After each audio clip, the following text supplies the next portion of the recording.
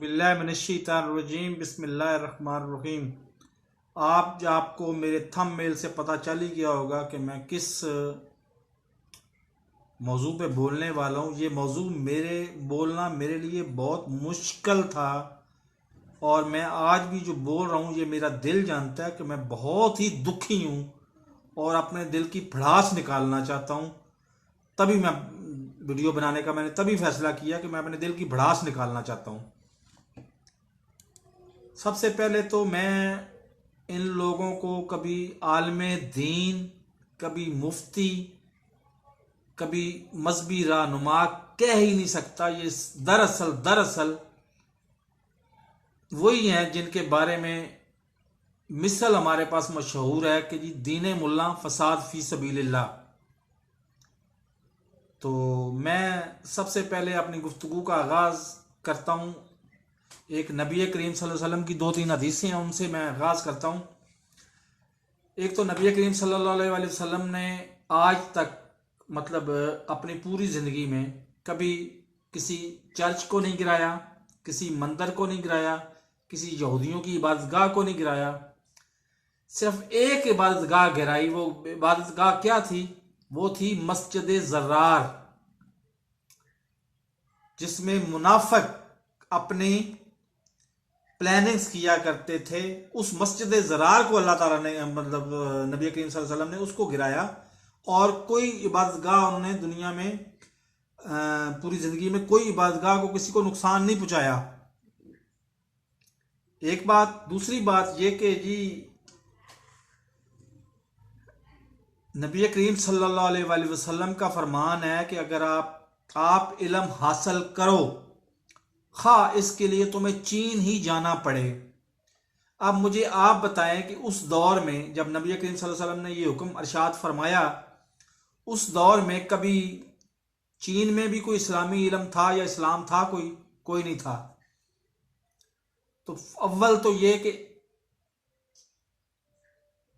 मुनाफिकीन की वजह से मस्जिद गिराई और इल्म हासिल करने का जो हुक्म दिया वो इस्लामी इल्म नहीं था।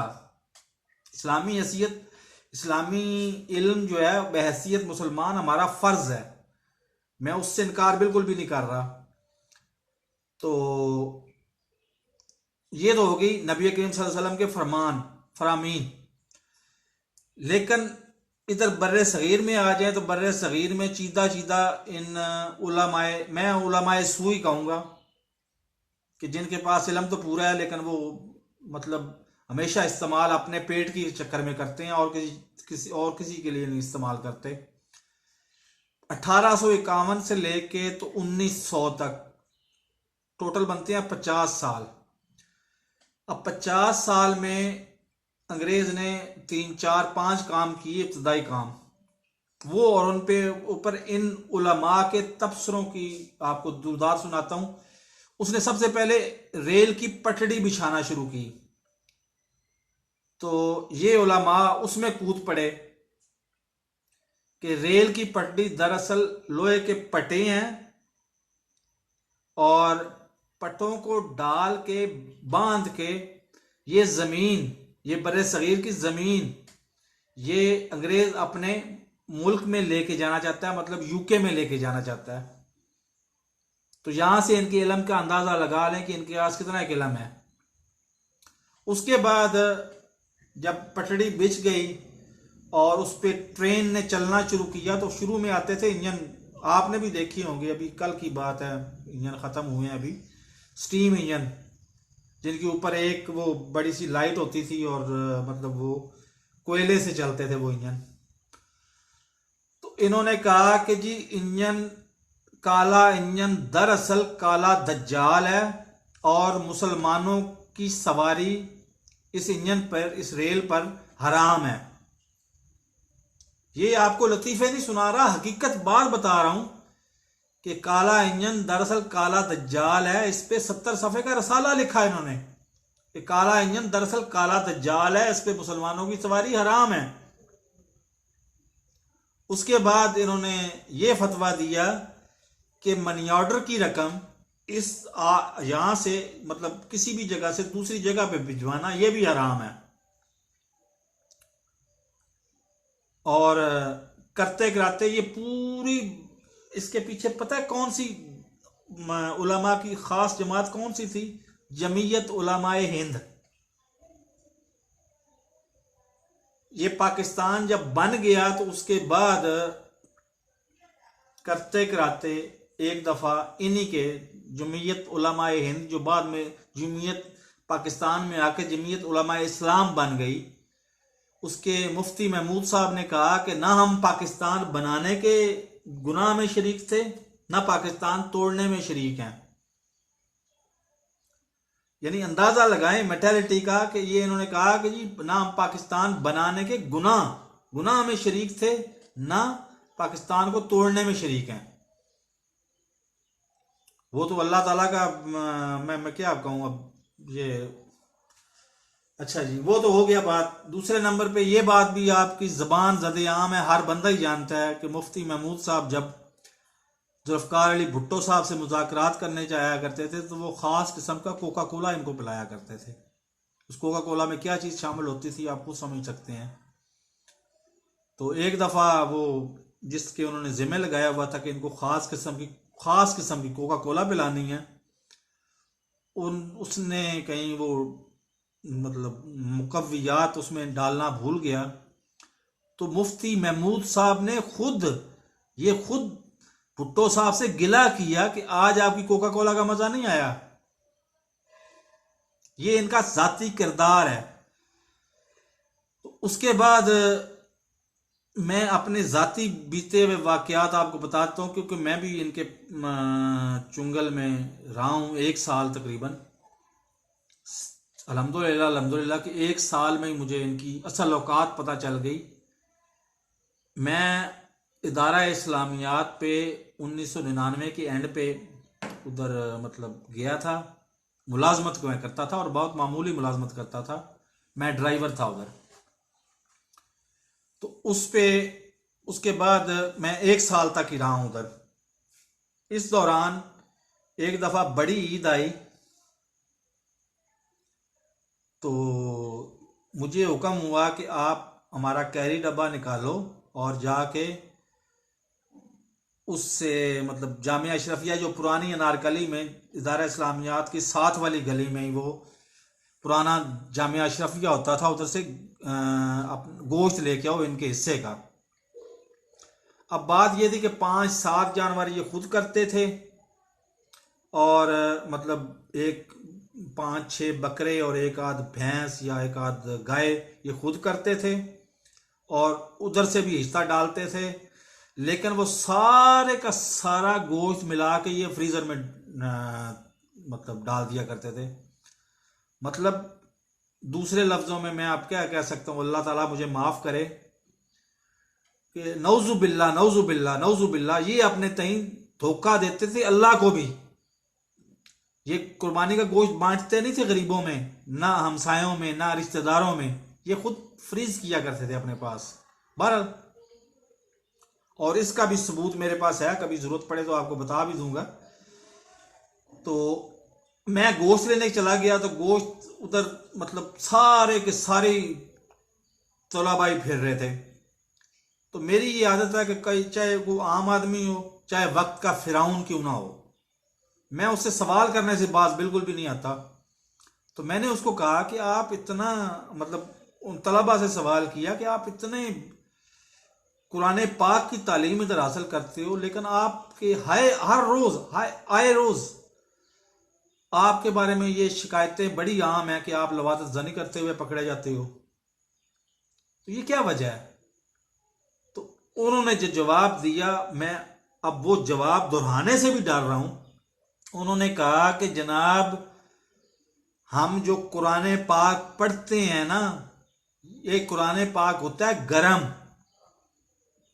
तो जब कुरान पाक हम पढ़ते हैं तो गर्मी से हम अपना आवाज खो बैठते हैं और ये इसी तरह की हरकतें करते हैं और इसी तरह से करनी है हमने।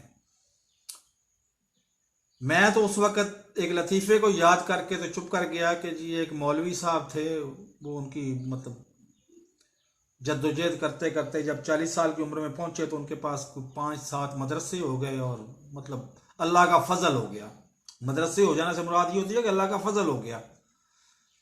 तो उनसे किसी ने सवाल किया कि आप माशाल्लाह इतने अच्छे हो गए हैं, आपके पास आमदन भी इतनी अच्छी है, तो आप शादी क्यों नहीं कर लेते? उन्होंने जवाब ये दिया कि ले इतने साढ़े को मदरसे ने सानू शादी करने की लोड़ का दी है। आगे आप बात खुद समझ जाए कि इनके मदरसे होने का फायदा उनको क्या था, जिस मदरसों की मौजूदगी में उनको शादी की क्यों जरूरत नहीं थी। बहरहाल उसके बाद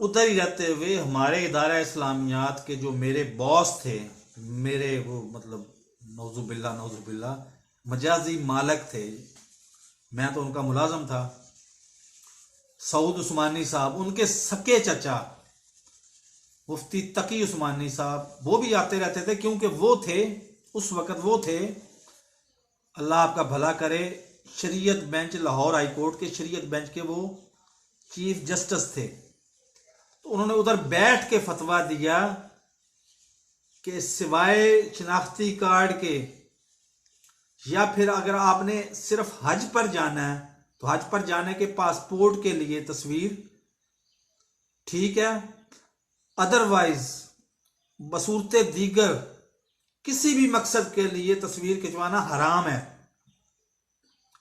अब मैं रफड़ में पड़ गया दो वजह से। एक वजह तो ये थी कि उस वक्त मैं इर्द गिर्द देखता था तो हमारे हजारों नहीं लाखों पाकिस्तानी पासपोर्ट बनवा के सिर्फ रोजगार के लिए बैरून मुल्क गए हुए थे। कोई यूएई गया हुआ था, कोई सऊदी अरब गया हुआ था, कोई मलेशिया गया हुआ था, कोई कहीं गया हुआ था।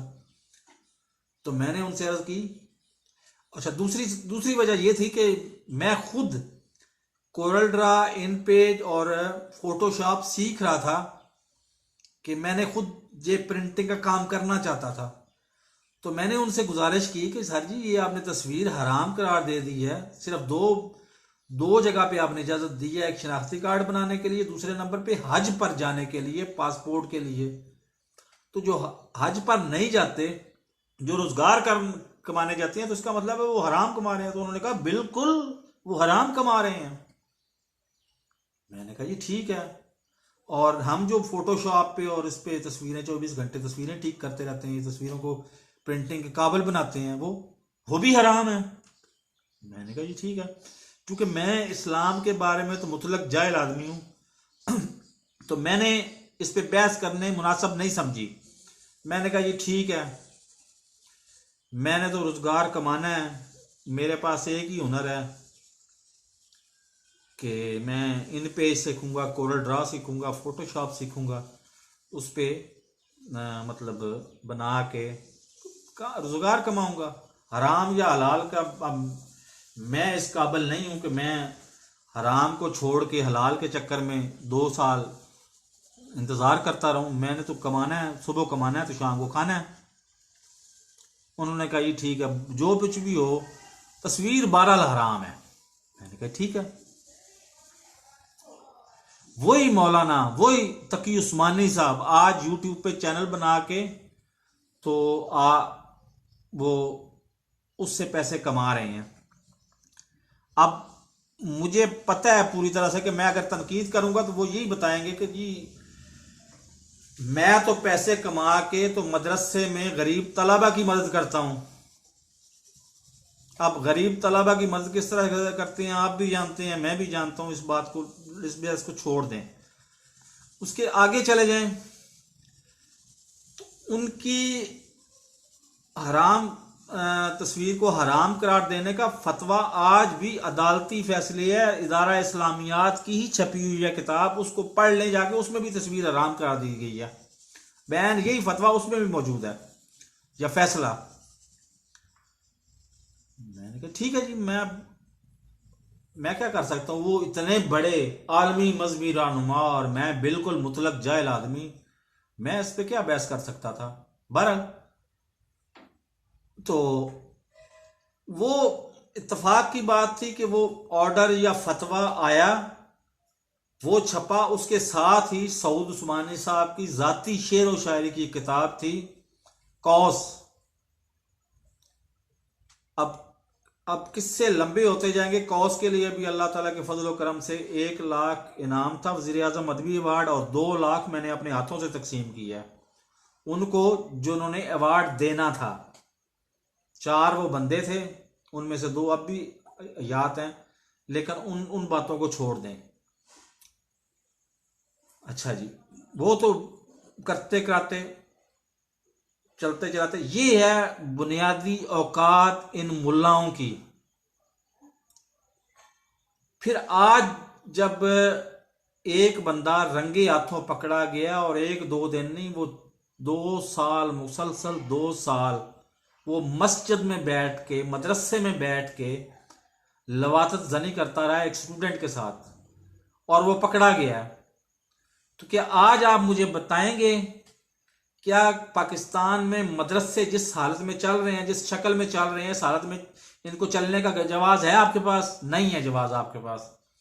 आप कम अज कम इनका कोई क्राइटेरिया तो बनाएं, इनके इम्तिहान का कोई क्राइटेरिया बना दें कि इम्तिहान तो मेरे जैसे आम स्टूडेंट के साथ आम बोर्ड्स को इम्तिहान दें तब, और साथ साथ को अंग्रेजी और उर्दू तालीम भी रखें, साथ साथ को अखलाकियात भी इनको पढ़ाई जाए, कि ये कम से कम इस जिनसी जुनूनियत से तो बाहर आए।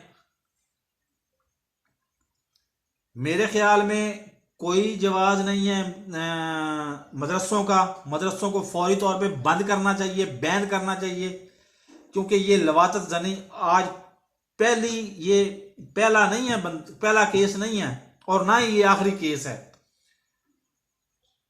मासूम बच्चों के साथ दरिंदगी इनका शार था, शार है और शार रहेगा। अगर इनको ज्यादा से ज्यादा इन्वॉल्व करते जाएंगे अपने हुकूमती मामलात में, तो ये मतलब ज़र्फ के मुताबिक बात होती है, तो इनका ज़र्फ इतना ज़्यादा, बहुत थोड़ा ज़र्फ है, ये फट जाएंगे। और ये जब फटेंगे तो अशर वही होगा जो ISIS दाइश ने किया इस्लाम के साथ, जो अलकायदा ने किया इस्लाम के साथ, जो तालिबान कर रहे हैं इस्लाम के साथ, वही अशर हमारा भी होगा। तो खुदा के लिए मजहबी इंतहा पसंदी को ख़त्म करें, इन मदरसों को रेगुलाइज करें, इनको गवर्नमेंट के कंट्रोल में दें। बल्कि मैं इससे भी अगली बात करता हूँ, 1401 से 1400, मतलब 1400 से 1500 के दरमियान, ये मैं 1401, 2, 3 की बात कर रहा हूँ, सालों की।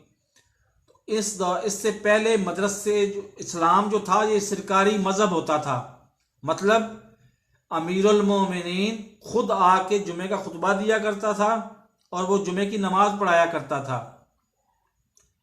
लेकिन उसके बाद गवर्नमेंट ने, उस वक्त की हुकूमतों ने ये फैसला किया कि ये बोझ अपने सर से उतारा जाए, खर्चे ही खर्चा है, यहाँ पे मौलवियों को तनख्वाहें देनी पड़ती हैं और